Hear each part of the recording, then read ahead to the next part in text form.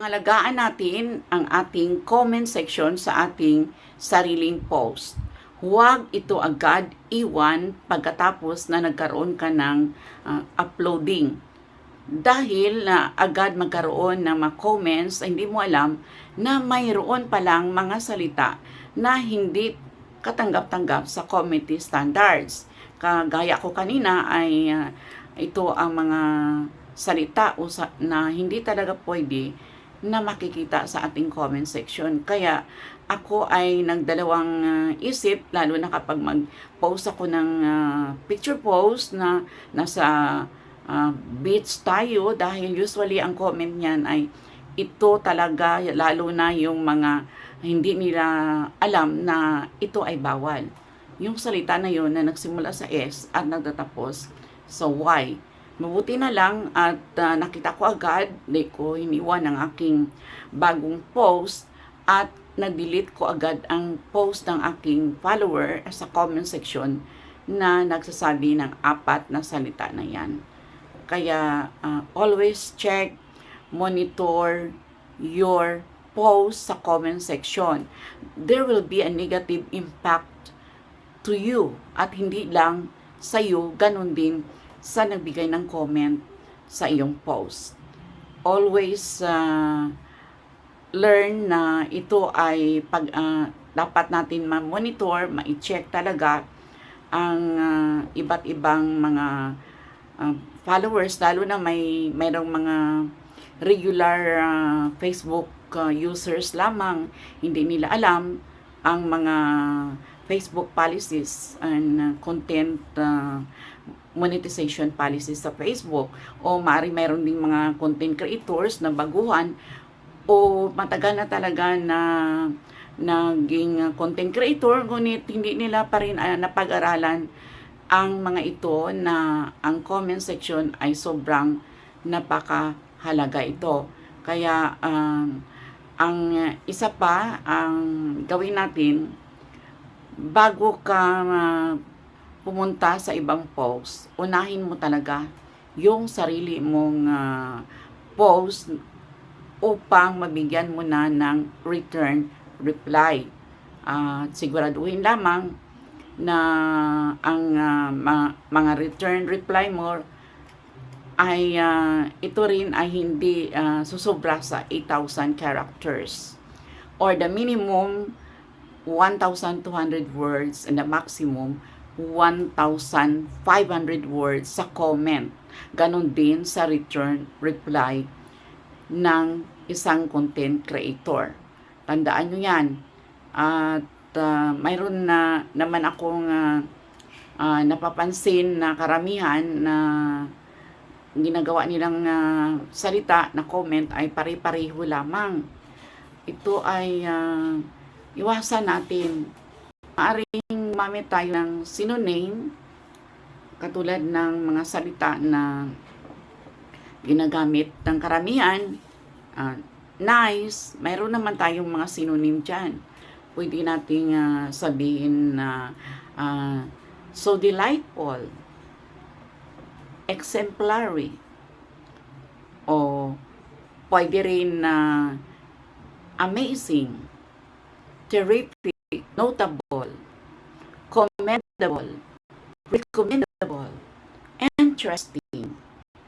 Marami pa na mga synonym na pwede natin gamitin dahil paulit-ulit, repetitive or duplicative na salita na ginamit, mismo yung nag-comment ay maaring ma-restrict. Naranasan ko yan. Kaya ang mga sinasabi ko rito ay batay na rin sa aking karanasan. Noong ako ay talagang ginagamit ko halos almost half of my time sa isang araw na ako ay nag-follow to follow.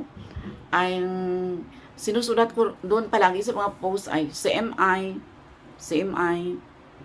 legit risk backer, follow me, I will follow you, payakap, bisitahin mo ang bahay ko, bisitahin ko rin ang bahay mo. So the same repetitive words I am using. naranasan ko talaga, one day, isang araw, hindi ako makapag-comment sa mga post na dumadaan sa aking newsfeed. Ganon din ang sariling post ko na mayroon ng mga commenters ay talagang wala, hindi talaga pumasok ang anumang ibigay ko na engagement. Kaya itang comment section ay talagang napakalaga na bahagi ng ating araw-araw na pag-upload ng mga content. Always check, monitor your comment section. Huwag pabayaan.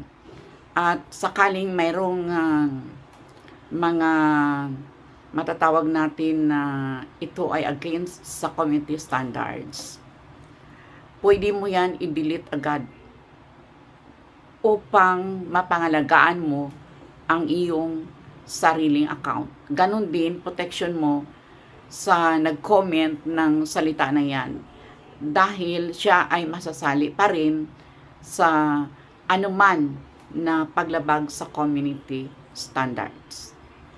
So, mayroon pa kayong maidagdag sa pagpangalaga ng ating comment section, ay maaari lang i-comment nyo sa akin sa dito sa ibaba ng aking post. Ulitin ko as a recapitulation, ang comment section ay napakalaga. Pangalagaan natin ito, always monitor, at kung kailangan, delete natin ang anumang isang salita na maaring magkaroon ng hindi magandang impact sa ating account, maging ito ay profile man or page account. Kung may natutunan kayo sa aking mga karanasan ngayon, ay maaari lang i-share, like, comment, at ibahagi ito sa ibang mga tao o maaring ito ay inyo rin na bigyan ng napakagandang comment. I am your teacher vlogger na ay teacher pa. Teacher na, vlogger pa. I'm your retired master teacher 1. Live and alive here in somewhere. And life is here in Davao City. Mabuhay, magandang buhay, mabuting tao. Mabuhay, mabuting tao, magandang buhay. Long live, good person, good life. Long live, good life, good person. You. Signing off, Teacher Bing, Erlinda Bing, Basilio Rendon. Thank you for watching. Until my next vlog. Mabuhay!